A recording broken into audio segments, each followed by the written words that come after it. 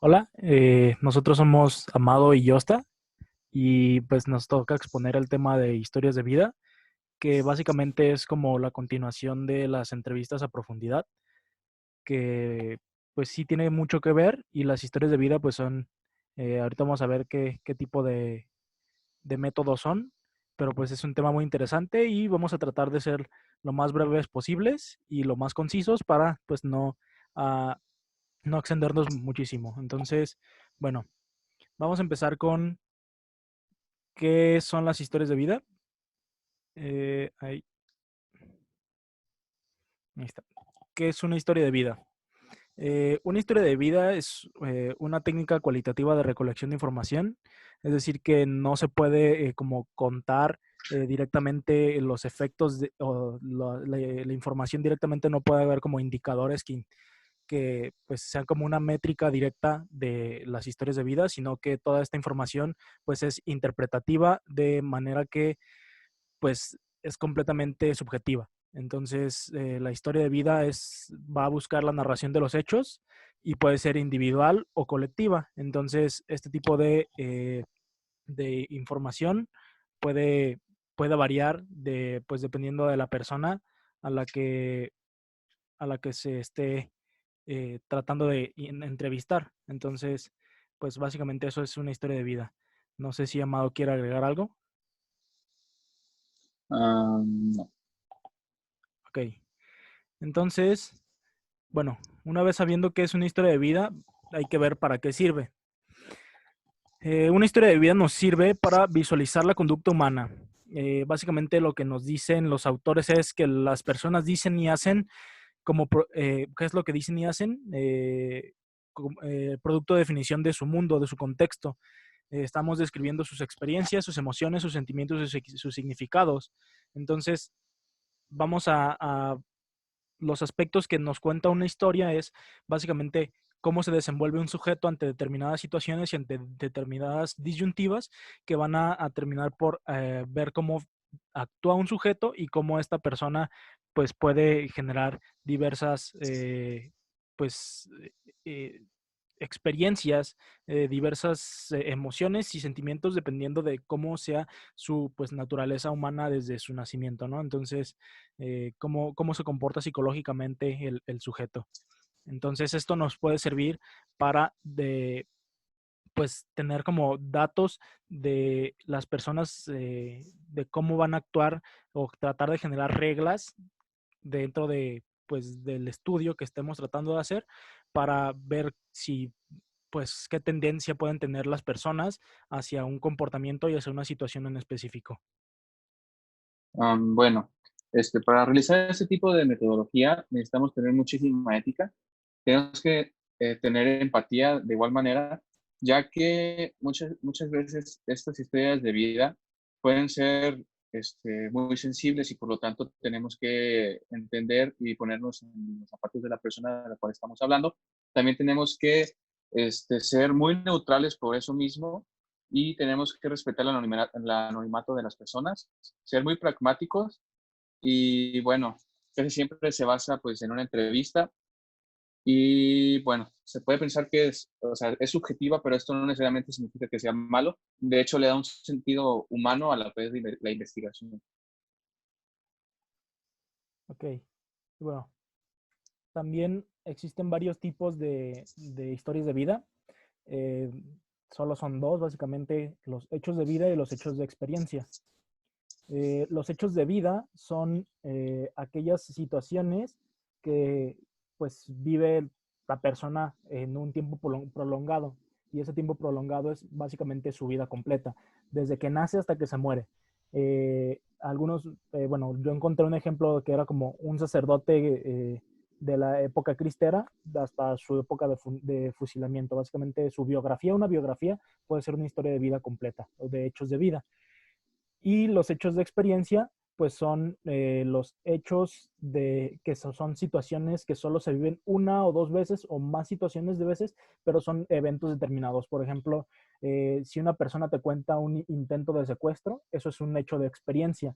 Si una persona te cuenta de la vez que fue a la universidad, eso es un hecho de experiencia. Aunque sean tiempos prolongados de 4 años siguen siendo un hecho de experiencia porque no es su vida completa. Entonces, solo existen estos dos tipos de historias de vida. Entonces, pues vamos a ver cómo se hace. Entonces, como ya habíamos mencionado, pues son unas entrevistas a profundidad y pues las entrevistas a profundidad ya lo hemos visto, ya lo explicaron nuestros compañeros en exposiciones pasadas, de que una entrevista a profundidad necesita tener preguntas específicas sobre qué se debe de hacer como investigador para llegar a un determinado resultado de lo que queremos que nos diga la persona. Entonces, ahí tenemos que buscar las preguntas adecuadas. Bueno, Entonces, ah, vas. eh, bueno, este método también se basa en el existencialismo del mismo ser humano.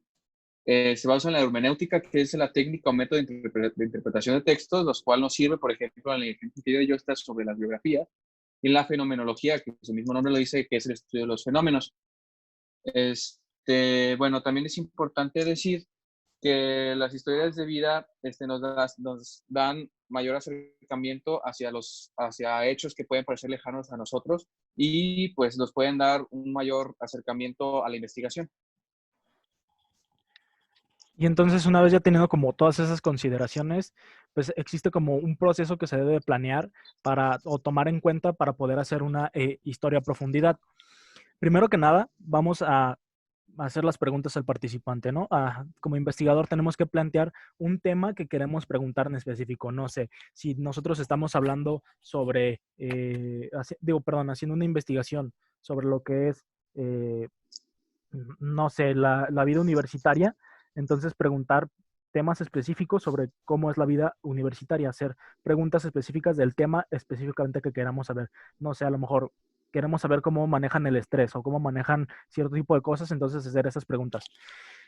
Una vez que nos empiece como a contar su experiencia el participante o el sujeto, pues si consideramos que es necesario, vamos a solicitar detalles sobre su experiencia, sobre sus sentimientos, sobre todo este tipo de cuestiones que queremos profundizar.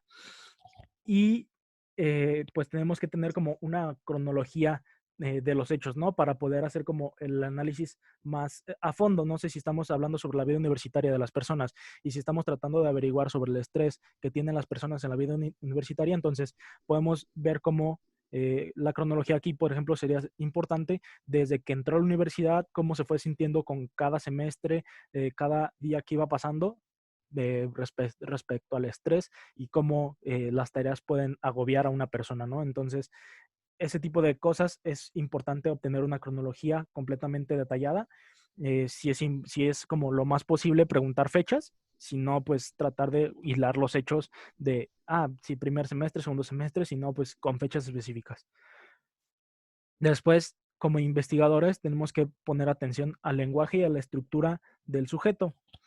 Este sujeto va a tener, conforme cuente su experiencia, pues cierto tipo de lenguaje corporal y va a contar las historias de determinada manera.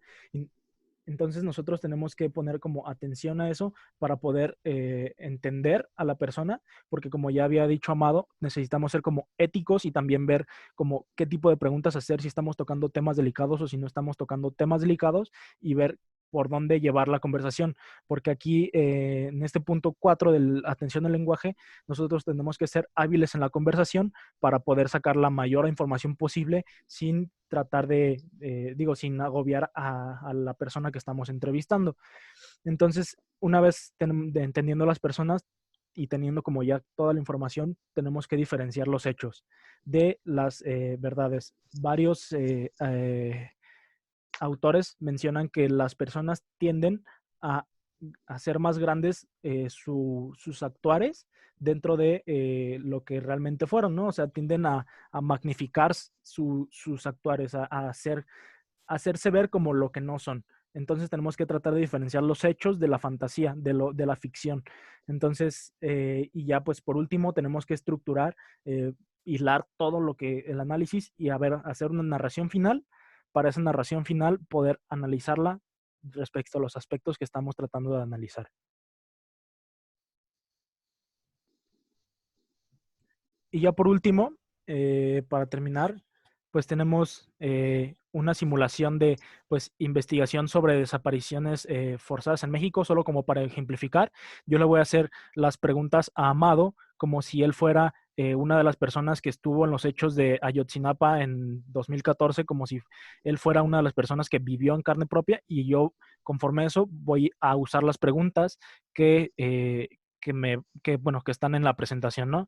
Entonces, bueno, como entrando en personaje, yo le pregunto a Amado, ¿cuáles fueron los hechos ocurridos el 26 de septiembre de 2014 en Ayotzinapa?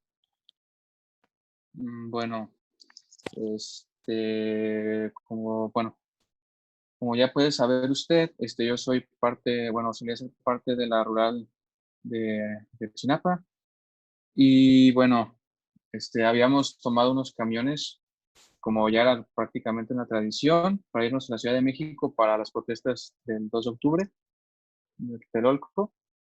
Y bueno, en el trayecto, ya cuando estábamos llegando a Iguala, los policías estatales nos detuvieron en el camino y a las salidas de Iguala, y prácticamente abrieron fuego contra nosotros. Murieron varios de los que, murieron algunos de los que estuvieron con nosotros, y el resto desapareció. Yo alcancé a esconderme entre las casas que están.